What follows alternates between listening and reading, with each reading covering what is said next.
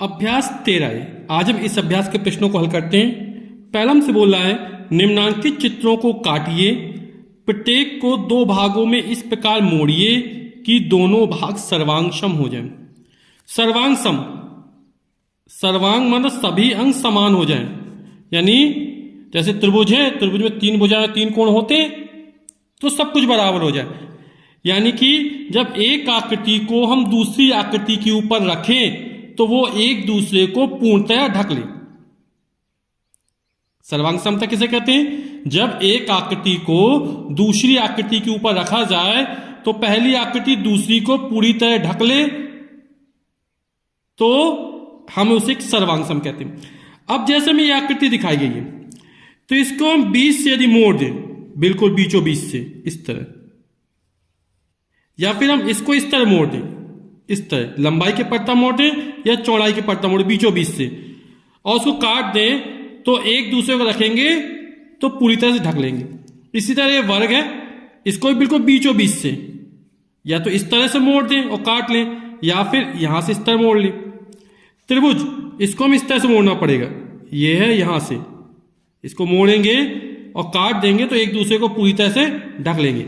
इस वृत्त को व्यास के परितम, कहीं से भी खींच सकते व्यास, तो व्यास के परितम जब मोड़ेंगे और काट लेंगे तो दोनों एक दूसरे को पूरी तरह ढक लेंगे।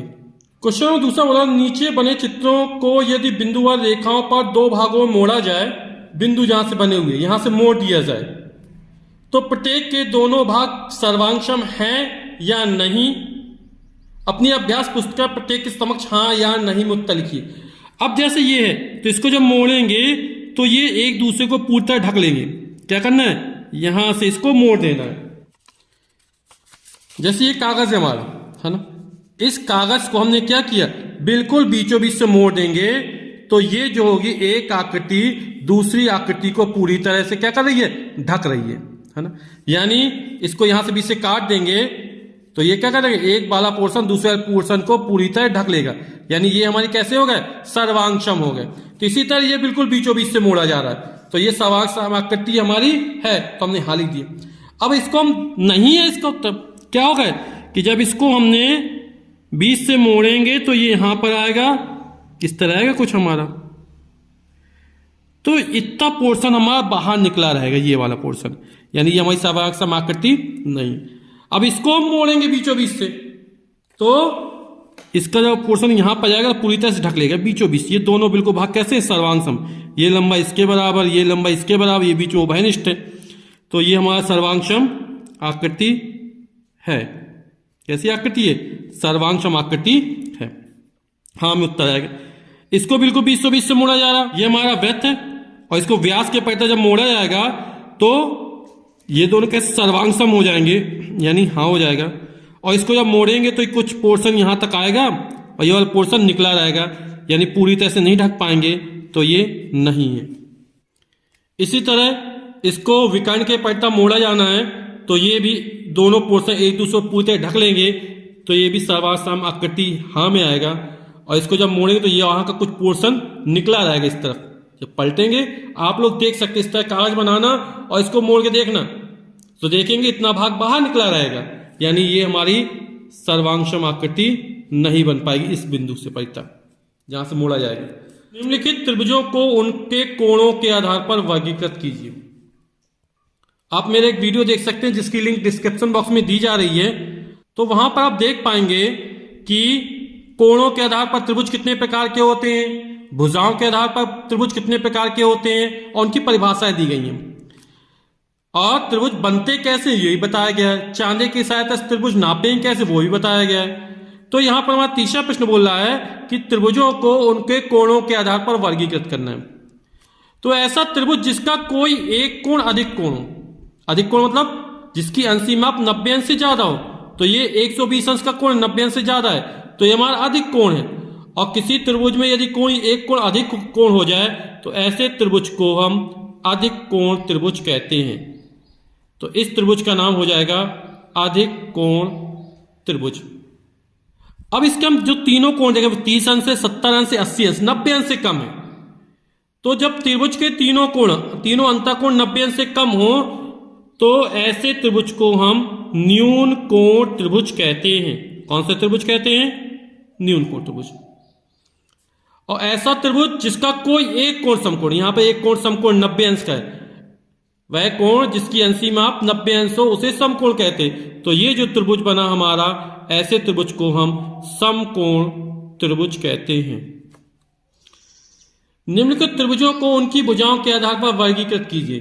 तो भुजाओं के आधार पर त्रिभुज तीन प्रकार के होते हैं। समबाहु त्रिभुज जिसकी तीनों भुजाएं समान होती हैं, सम द्विबाहु त्रिभुज, सम माने समान, द्वि माने दो, बाहु माने भुजाएं, ऐसा त्रिभुज जिसकी दो भुजाएं समान हो, तो ऐसे त्रिभुज को सम द्विबाहु त्रिभुज कहते हैं।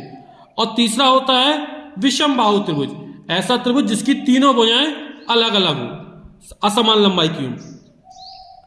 तो यहां पर हम देख रहे हैं ये लंबाई 2.5 सेंटीमीटर है, ये 3 सेंटीमीटर है, ये 3 सेंटीमीटर। तो ये दोनों भुजाओं की लंबाई कैसी है? बराबर है। यानी ये जो त्रिभुज होगा हमारा, इसको बोल देंगे सम, यानी समान, द्वि माने दो और बाहु माने भुजाएं। तो ये हमारा सम द्विबाहु त्रिभुज हो जाएगा। अब इस वाले त्रिभुज को देखें, यहां भुजा 3 सेंटीमीटर लंबाई की है, ये 4 सेंटीमीटर लंबाई की है, ये 2.6 सेंटीमीटर लंबाई की है। तो तीनों भुजाओं की लंबाई कैसी है? अलग अलग है। तो ये हमारा कौन सा त्रिभुज हो जाएगा? विषम बाहु त्रिभुज। विषम बाहु त्रिभुज, ऐसा त्रिभुज जिसकी तीनों भुजाएं अलग अलग लंबाई की हो। अब यहां पर देखें 3.5 सेंटीमीटर है, ये 3 सेंटीमीटर है, ये 2 सेंटीमीटर है, ये तीनों भुजाएं फिर अलग अलग लंबाई की हैं। तो ये भी हमारा हो जाएगा विषम बाहु त्रिभुज। अब इसको देखते हैं, यहां पर ये 3 सेंटीमीटर लंबाई की है, ये भी 3 सेंटीमीटर लंबाई की है, ये भी 3 सेंटीमीटर लंबाई का है। तो इसकी त्रिभुज की तीनों भुजाएं समान लंबाई की हैं। तो ये हमारा जो त्रिभुज हो जाएगा वो समबाहु, सम माने समान, बाहु माने भुजाएं, ऐसा त्रिभुज जिसकी तीनों भुजाएं समान हो, ऐसे त्रिभुज को हम समबाहु त्रिभुज कहते हैं। तो इसकी तीनों भुजाएं 3-3 सेंटीमीटर की है, तो ये हमारा समबाहु त्रिभुज हो जाएगा। अगला सवाल बोल रहा है 5वां, नीचे दो रेखाखंड दिए गए, दोनों रेखाखंड सर्वांग सम है। सर्वांग सम है मतलब सभी चीज समान है। सर्वांग सम किसे कहते हैं? जब एक आकृति दूसरी आकृति को पूरी तरह ढक ले, यानी सभी अंक समान हो। यदि ए बी बराबर 4.5 सेंटीमीटर, ये जो लंबाई दी गई है वो हमको 4.5 सेंटीमीटर दी गई है, तो CD की लंबाई कितनी होगी? इस CD की लंबाई हमको ज्ञात करना है।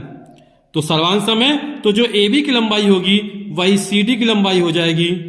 तो इसका मान 4.5 सेंटीमीटर हो जाएगा। क्वेश्चन नंबर 6वां, चित्र में ABCD एक रेखा पर स्थित बिंदु है। ABCD, रेखाखंड CA बराबर BD, ये जो रेखाखंड CA है वो BD के बराबर है। तो रेखाखंड CB और AD बराबर है नहीं, CB यानी यहां से यहां तक, यानी CB बराबर क्या हो जाएगा? CB बराबर हो जाएगा CA प्लस AB, CA और प्लस AB। और AD बराबर कितना हो जाएगा? AD बराबर हो जाएगा, ये हो जाएगा BD और प्लस AB, यानी BD प्लस AB। हमें इसमें दे दिया CA और BD बराबर है। CA और BD कैसे? दोनों बराबर है। तो CA के स्थान पे BD रख दो, जो BD के स्थान CA रख दो। यदि BD के स्थान पे हम CA रख दें, चूंकि लिख दें AD बराबर BD के स्थान कितना रख दें हम? CA plus AB। क्यों रख दिया? क्योंकि हमसे बोला CA बराबर BD, तो CA प्लस AB ये भी हो गया, CA प्लस AB ये भी हो गया। यानी जो CB की लंबाई होगी वो AD की लंबाई के बराबर हो जाएगी। तो इसको समीकरण नंबर 1 मान लो, इसको 2 मान लो, तो लिख देंगे समीकरण 1 और 2 से CB बराबर AD। यानी ये हमारा बराबर है या नहीं है? तो बराबर है, उत्तर हो जाएगा हाँ हमारा।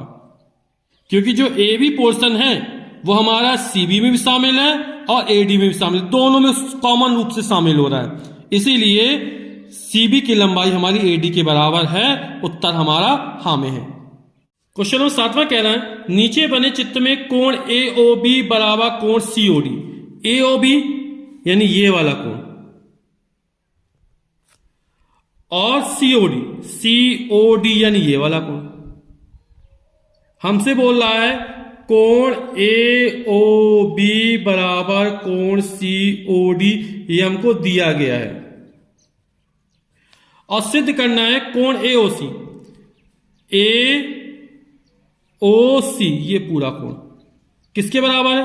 BOD के बराबर है। तो AOC को क्या लिख सकते हैं? कोण AOC, AOC, AOC में ये वाला कोण आ जाएगा और ये वाला कोण आ जाएगा, ये वाला कोण, यानी कोण AOB प्लस कोण BOC। इसको समीकरण नंबर 1 मान लेते हैं। BOD के बाद सिद्ध करना है, कोण BOD बराबर BOD ये वाला कोण है, तो इसमें ये वाला कोण प्लस ये वाला कोण, यानी ये हो जाएगा कोण COD प्लस कोण BOC, लिख दो चाहे COB, दोनों एक ही चीज है, तो कोण BOC। लेकिन हमको दिया गया है, इसको मान ले समीकरण नंबर फर्स्ट मान लेते हैं, इसको सेकंड मान लेते हैं। तो समीकरण फर्स्ट से क्या हो जाएगा? कोण AOB बराबर COD, यानी COD के स्थान पर हम AOB रख सकते हैं, तो कोण AOB प्लस कोण BOC। समीकरण फर्स्ट का प्रयोग किया हमने। AOB किसके पास? COD के बराबर है, तो COD के स्थान पर हम AOB रख सकते हैं, तो कोण BOD बराबर आ गया AOB प्लस BOC। समीकरण नंबर हमने थर्ड मान लिया।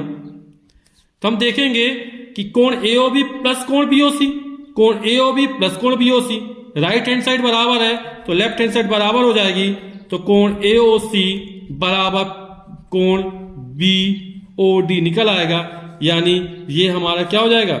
हाँ हो जाएगा, बराबर है। क्यों बराबर है? क्योंकि हमारा जो BOC कोण है वो इस वाले में भी शामिल है और इस वाले में भी शामिल है, दोनों में कैसा है? उभयनिष्ठ है, इसलिए हमारा AOC बराबर BOD